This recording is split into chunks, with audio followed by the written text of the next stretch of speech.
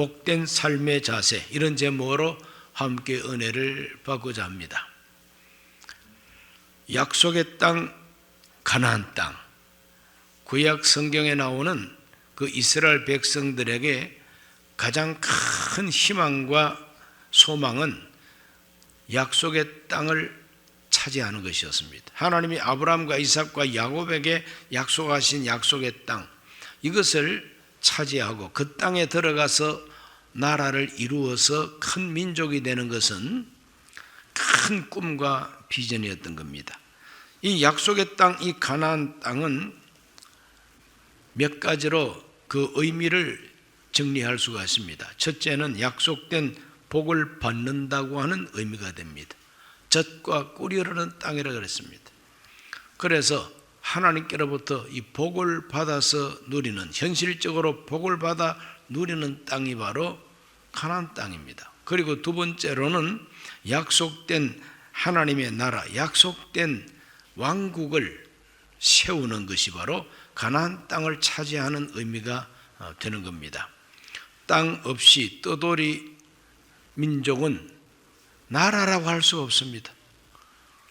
자기 땅이 없이 오늘은 이곳, 내일은 저곳에서 양떼를 먹으면서 떠도는 이와 같은 떠돌이는 나라라고 할 수가 없는 것이죠. 부족은 됩니다. 그런 나라라고 할 수 없습니다. 땅을 가져야만이 나라가 됩니다. 그래서 하나님이 가나안 땅을 주신다는 것은 나라를 만들 수 있는 기틀을 확실하게 주신다는 그런 의미가 되는 것입니다. 세 번째 의미는 뭐냐? 이거는 좀 종말론적이고 영적인 것인데, 그건 영원한 하나님 나라에 들어간다는 의미가 됩니다. 그러므로 이 가나안 땅에 들어간다는 것은 예수 믿는 우리하고도 연관이 있습니다. 예수 믿는 우리하고도 어떤 연관이 있느냐? 하나님이 약속한 복을 받는다는 의미가 되는 것이죠. 그리고 또 하나님께서 우리에게 하나님의 나라를 형성하도록 교회에서 하나님의 나라라고 할 수 있는 이 교회를 형성하고 교회가 온 세계로 뻗어나갈 수 있는 그런 복을 받는 것을 의미하고, 새 하늘과 새 땅, 즉 하나님이 예비하신 영원한 하나님 나라에 들어간다는 의미도 되는 것입니다. 그러므로 구약시대 이스라엘 백성들에게 주어진 그 꿈과 비전과 축복은 신약시대 예수 믿는 우리에게도 같은 의미로 하나님의 축복을 상징하고 있는 것입니다. 그런데 이 가나안 땅에 들어가기 위해서는 자기들의 힘쓰고 애쓰고 노력하는 것 가지고는 안 됩니다. 하나님이 명령하시는 대로 순종해야만이 그 땅을 차지할 수가 있다는 것이 하나님의 말씀인 것입니다. 바로 코앞에 가나안 땅을 두고도 하나님이 허락하지 아니하면 못 들어가는 것입니다. 그래, 하나님께서 약속한 땅에 그 백성 들어가서 복을 누릴 수 있도록 하기 위해서 하나님께서는 어떠한 삶의 자세를 가져야 할 것인가를 명령으로 주고 계십니다. 첫 번째로는 그 뒤를 따라가라 하는 명령입니다. 한번 따라하실까요? 그 뒤를 따라가라. 그 뒤를 따라가라 할 때 그가 무엇이냐? 그가 무엇이냐? 여호수아 3장 2절과 3절을 다 같이 봅니다. 사흘 후에 관리들이 진중으로 두루다니며 백성에게 명령하여 이르되, 너희는 레위 사람 제사장들이 너희 하나님 야훼의 언약궤 매는 것을 보거든 너희가 있는 곳을 떠나 그 뒤를 따르라. 그 뒤를 따르라 할 때 그가 뭐냐? 언약궤죠. 하나님의 언약궤를 메고 가는 레위인 제사장들을 따라가라는 것입니다. 그 제사장들이 뭐 잘생긴 미남이고 그 제사장들이 아주 천하장사처럼 힘이 센 사람이기 때문에 따라가라는 게 아닙니다. 그 제사장들 언약궤를 메고 있는 그 제사장들이 그 뭐 허약한 사람이라 할지라도 가난뱅이라 할지라도 아무 상관없어요. 하나님의 언약궤를 메고 있으니까 그 언약궤를 따라가라는 겁니다. 하나님의 언약궤를 따라가라. 그러면 그 언약궤가 의미하는 것은 무엇이냐? 그 언약궤 안에는 모세가 시내산에서 받은 돌판 2개가 들어있습니다. 하나님께서 돌에다가 새겨준 계명이 바로 돌판에 새겨져 있는 것인데, 바로 그 언약의 돌판이 언약궤 안에 들어 있습니다. 그래서 언약궤입니다. 궤라고 하는 것은 상자요, 궤짝이죠. 장롱처럼 생긴 나무를 가지고 짜고 바깥에는 금을 입힌 궤짝이 바로 언약궤입니다. 그 언약을 담고 있기 때문에 언약궤예요. 그 안에 뭐 다른 것을 담고 있으면 다른 궤가 되겠죠. 언약을 담고 있으니까 언약궤예요. 그러므로 언약을 따라가라. 그 언약이 의미하는 것은 바로 신약시대 예수 그리스도를 말하는 것입니다. 언약은 말씀이죠. 하나님의 말씀을 따라가라. 하나님의 말씀이 육신이 되어 오신 분이 예수님이십니다. 요한복음 1장 14절 읽어봅니다. 말씀이 육신이 되어 우리 가운데 거하심에 우리가 그의 영광을 보니 아버지 독생자의 영광이요 은혜와 진리가 충만하더라. 말씀이 육신이 되어 오셨어요. 하나님의 말씀이 돌판에 새겨진 것이 언약궤 안에 있는 돌판입니다.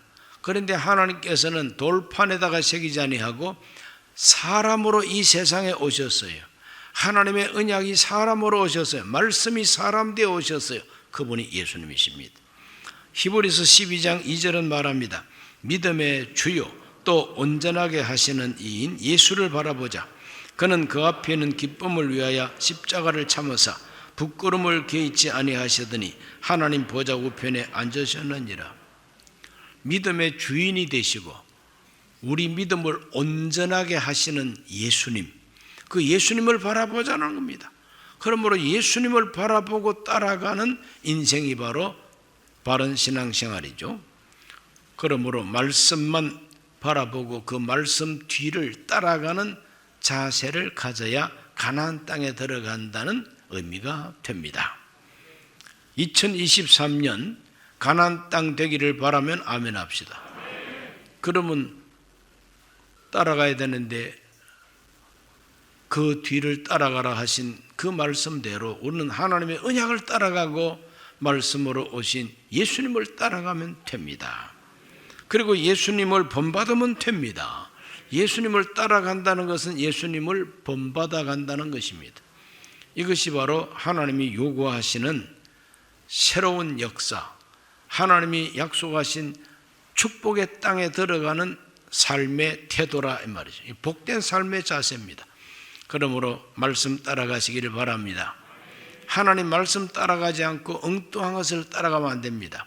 그 텔레비전에서 아나운서가 뭐라고 말하느냐 그것만 냅다 기억하고 아나운서 말만 따라가려고 하는 사람, 또 무슨 유튜브나 이런 걸 듣고 누가 뭐라고 말했다 그것만 따라가려고 하고, 이것도 저것도 다 아닙니다. 오늘 우리 그리스도인들이 젖과 꿀이 흐르는 땅에 들어가려면 하나님 말씀을 따라가야 된다.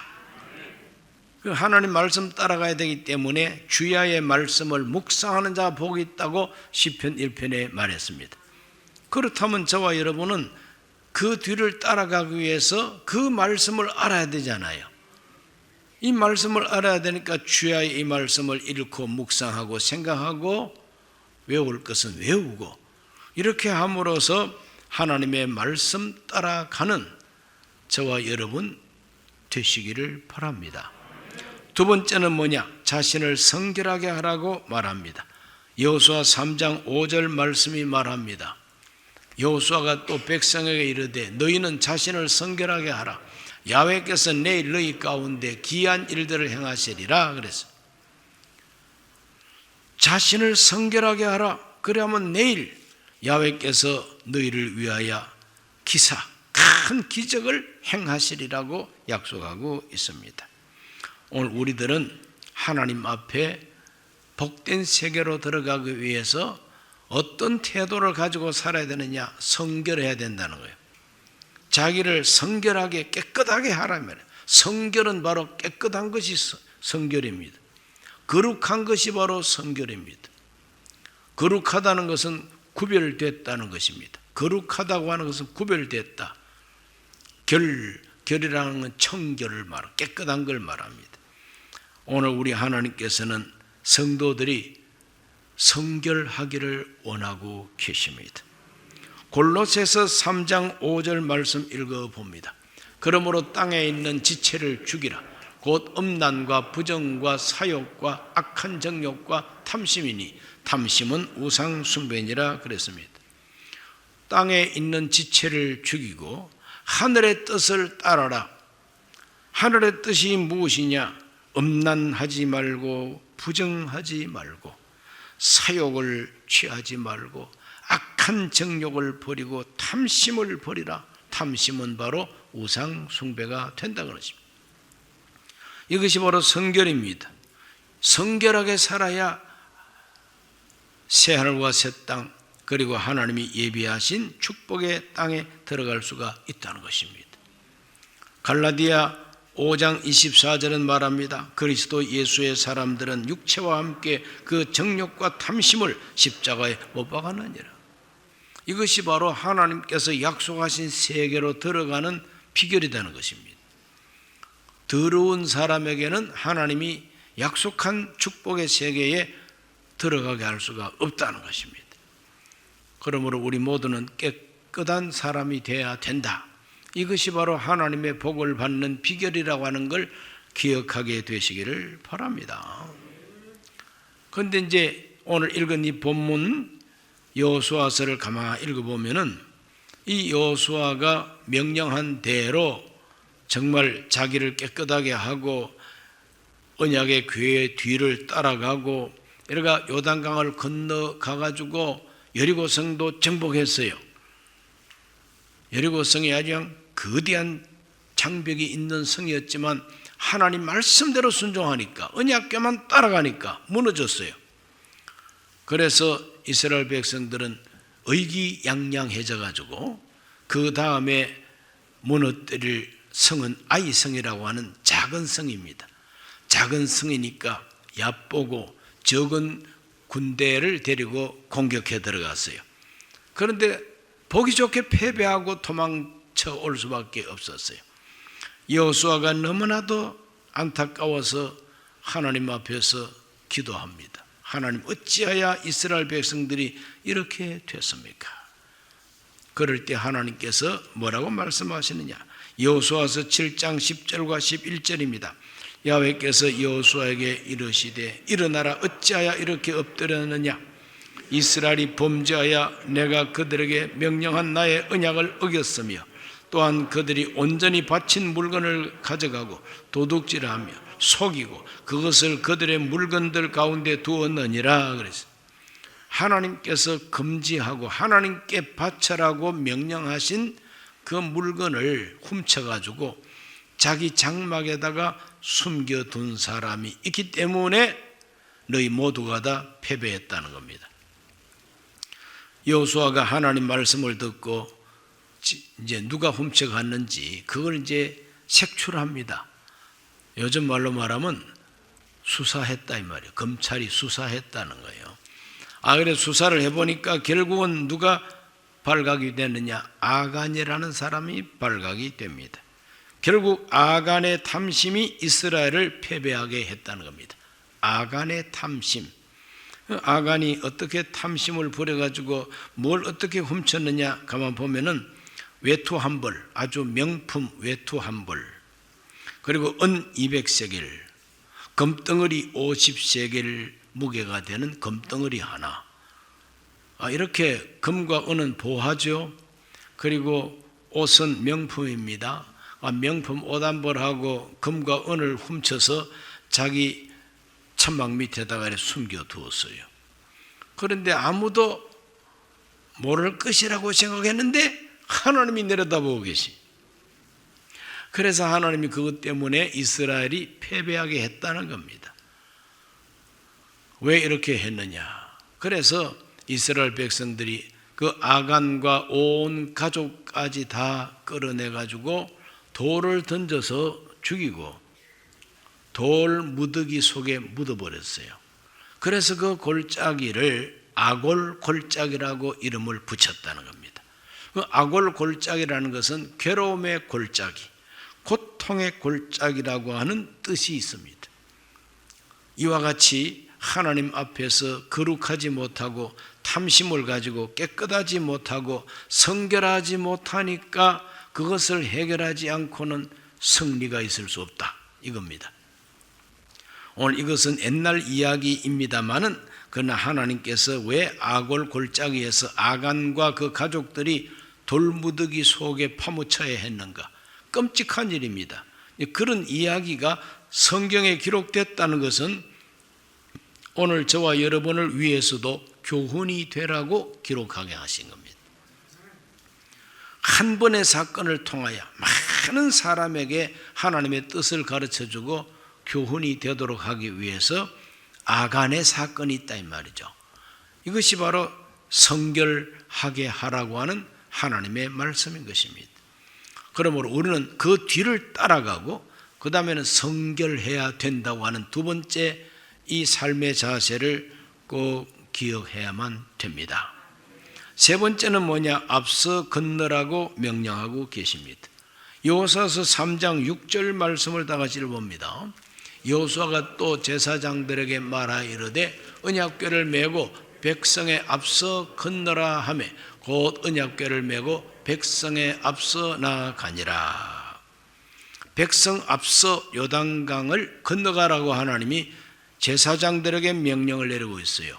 이 제사장에게 명령을 내렸다고 하는 것은 오늘 이 시대에 책임 있는 사람, 책임이 더 중하고 무거울수록 백성 앞에서 본을 보이고 모범이 되고 먼저 건너가라고 하는 이와 같은 하나님의 말씀인 것입니다. 먼저 건너가면은 어떠한 약속을 하나님이 주고 계신가?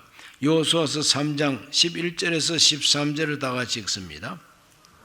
보라, 온 땅에 주의 언약궤가 너희 앞에서 요단을 건너가나니 이제 이스라엘 지파 중에서 각 지파에 한 사람씩 12명을 택하라. 온 땅에 주 야훼의 궤를 맨 제사장들의 발바닥이 요단물을 밟고 멈추면 요단물 곧 위에서부터 흘러내리던 물이 끊어지고 한 곳에 쌓여 서리라. 물벽이 된다는 거죠. 내려오던 물이 더 이상 흘러내려오지 못하고 물벽이 돼가지고 멈추어 서게 될 것을 하나님이 말씀하고 있습니다. 세상에 그런 일이 있을 수가 있을까 했지만 그런 일이 있게 된 겁니다. 그래서 3장 17절 말씀에 보면 야훼 언약궤를 맨 제사장들은 요단 가운데 마른 땅에 굳게 섰고 그 모든 백성이 요단을 건너기를 마칠 때까지 모든 이스라엘은 그 마른 땅에 건너갔더라. 마른 땅으로 건너갔다 그랬어요. 요단강을 건널 때가 6월절이 가까운 때입니다. 그 6월절이 가까운 때가 바로 봄이죠. 봄. 그 봄 되면은 헐몬산에서 눈이 녹아가지고 요단강이 범람하고 홍수가 터질 때입니다. 그 요단강물이 홍수가 터져서 많이 흘러내려오는 그때에 하나님이 제사장들 보고 언약궤를 메고 백성 보는 데서 백성 앞에서 먼저 건너가라는 겁니다. 그 물이 맑은 물이 아닙니다. 흙탕물입니다. 그러니 얼마나 깊은지 알 수도 없어요. 그런데 들어가라는 겁니다. 그러므로 거기에 들어가기 위해서는 정말 참 목숨을 걸어야 하는 결단이 필요한 것이죠. 목숨을 걸어야 하는 결단이 필요합니다. 그러니까 하나님 말씀을 절대로 믿는 믿음이 있어야만 된다는 겁니다. 마음으로 믿을 뿐만 아니라 실제로 이제 행동으로 옮겨야 돼요. 걸어서 마음으로 믿고 행동으로 옮겨서 그 물속으로 들어가라는 겁니다. 그 제사장들 믿음이 참 대단한 믿음이요. 하나님 말씀을 믿고 물속에 들어갔더니 그 발이 그 발바닥이 요단강을 밟자 말자 양 물이 확 줄기를 시작하는 거죠. 흘러내려오던 물이 양 뚝 꺼치는 겁니다. 요단강 바닥이 다 드러나고 마른 땅으로 이스라엘 백성들이 건너갔다 그랬어요. 이건 기적이죠. 놀라운 기적입니다. 이와 같이 그 백성들 앞길이 환하게 열리고 백성들의 앞길에 탄탄대로가 열리는 것은 지도청들이 모범을 보이면은 길이 보인다는 겁니다. 그래서 본을 보이는 사람들 때문에 초대교회도 부흥했습니다. 디모데전서 4장 12절과 13절을 다 같이 읽어보겠습니다. 누구든지 내 연소함을 업신여기지 못하게 하고 오직 말과 행실과 사랑과 믿음과 정절에 있어서 믿는 자에게 본이 되어 내가 이를 때까지 읽는 것과 구원하는 것과 가르치는 것에 전념하라. 바울이 제자 디모데에게 보낸 편지입니다. 네가 어리다고 얕보이지 말라는 거예요. 그것은 권위주의에 빠져가지고 젊은 사람이 연세 높은 사람을 보고 막 윽박지르고 말 함부로 탕탕 놓고 그렇게 하라는 게 아닙니다. 네 연소함을 업신여김을 받지 말라, 이 말은 처신을 잘해가지고 젊은 목회자라도 존경받을 수 있도록 그렇게 본을 보여라. 본이 되면은 존경을 받게 된다는 것이죠. 그래서 어떤 면으로 존경을 어떻게 받아야 되겠느냐? 여기 보면 오직 말과 행실과 사랑과 믿음과 정절에 있어서 믿는 자에게 본이 되어 내가 도착할 때까지 책을 읽고 그리고 성도들을 권면하고 또 잘 가르치는 일에 전념하라고 말합니다. 그러므로 본이 되면은 저절로 젊어도 연수함을 업신여길 수가 없죠. 그런데 본이 돼야 할 것은 본이 되지 못하고 그냥 자기 말 안 듣는다고 윽박지르고 함부로 말하고 행동하고 이건 아니다. 그러므로 본이 되라는 것이 핵심인 것입니다. 본이 되라. 초대교회는 이와 같이 주의 일하는 사도들이나 그 제자들이 성도들 앞에 본이 되었습니다. 본이 되다 보니까 성도들 숫자도 늘고 교회도 든든하게 부흥하게 되었고 장로들도 마찬가지입니다. 베드로전서 5장 3절에 맡은 자들에게 주장하는 자세를 하지 말고 양무리에 본이 되라 그랬어요. 주장하는 자세가 뭡니까? 주장한다는 것은 휘두르는 거죠. 휘두르지 말고 본이 되라는 거예요. 본이 되라. 이렇게 해서 초대교회는 본이 되는 것 때문에 요단강이 갈라진 것처럼 하나님의 놀라운 능력의 세계가 열려지게 된 것입니다. 한 나라도 잘 되려면 그 나라 지도층들이 국민들 보기에 본이 되면 돼요. 국민들이 존경하고 국민들이 박수치고 국민들이 기뻐하고 그래 백성들 앞에 본이 되면 그 나라는 좋은 나라가 될 수밖에 없죠. 지도층에 있는 사람들이 도둑놈이라고 욕먹고 사기꾼이라고 욕먹고 못된 인간이라고 욕먹으면 그 나라가 잘 될 이유가 없는 거 아닙니까? 어느 공동체나 회사나 어디나 간에 본을 보이는 지도층이 있어야만 하나님의 축복의 세계에 들어갈 수가 있습니다.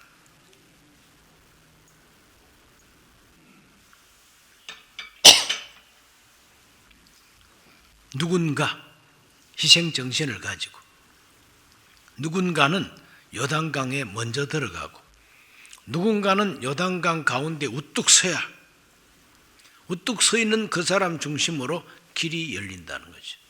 이것이 성경이 보여주고 있는 진리입니다.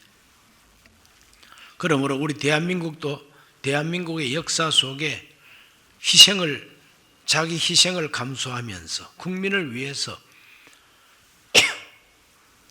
요단강은 희생과 죽음을 상징하는 겁니다. 요단강 건너가 만나리. 죽음을 상징하는 것이 바로 요단강이에요. 그러므로 죽음을 상징하는 요단강 그 강물 속에 우뚝 서 있는 것처럼 우리 예수님께서 저와 여러분 모든 인류를 위해서 요단강 가운데 우뚝 선 이 제사장처럼 예수님이야말로 십자가에 못 박혀서 우뚝 서 계신 분이에요. 갈보리산 위에 십자가 지금도 우뚝 서 있습니다. 그분의 희생과 그분의 죽음 때문에 우리는 죽음의 강을 무사히 건너서 젖과 꿀이 흐르는 땅으로 들어가는 것처럼 새 하늘과 새 땅으로 들어가게 된다는 것이 복음적 의미가 되는 것이죠. 예수님을 본받으시기를 바랍니다. 이와 같이 하나님께서는 40년 광야 생활했던 이스라엘 백성을 젖과 꿀이 흐르는 땅으로 들어가게 하기 위해서 젖과 꿀이 흐르는 땅에 들어가려면 어떻게 해야 되겠느냐? 그 태도를 세 가지로 요약해서 명령하고 계신 것입니다. 언약궤를 따라가라. 그 뒤를 따라가라. 그리고 너희 모든 국민들은 스스로 자기를 성결하게 해라.